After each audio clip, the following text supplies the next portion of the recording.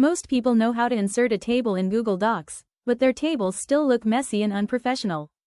In this video, I'll show you how to resize, format, and clean up your tables so they instantly look better. And I'll also show you the common mistakes beginners make, and how to avoid them. Welcome back. This is part 2 of the Google Docs table series. If you haven't watched part 1 yet, start there first to learn how to insert tables and add rows and columns. Let's start by resizing the table. Move your cursor between two columns until you see the double arrow icon.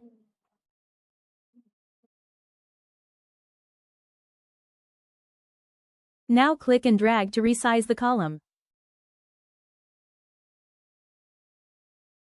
You can also resize rows the same way by dragging the horizontal borders. This helps your table look cleaner and easier to read.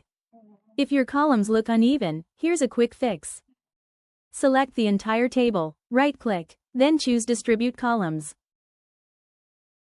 Google Docs will automatically make the spacing even. You can do the same thing with rows. Now let's customize the table. Right-click anywhere inside the table, then choose Table Options. A settings panel will open on the right side. Here, you can change the border color, border thickness, and cell background color.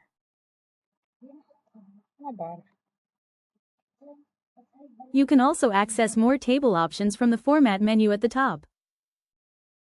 We won't cover every formatting tool in this video, but these are the most important settings beginners should know. Small design changes can make a huge difference. Keep borders thin and clean. And avoid using too many bright colors. Simple tables usually look more professional.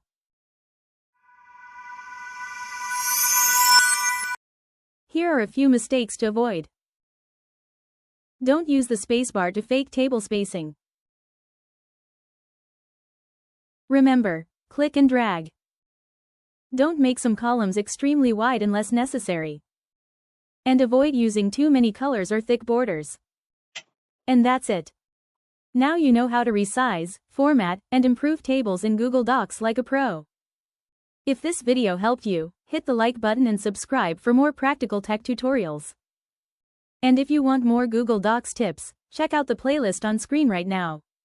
Thanks for watching, and I'll see you in the next video.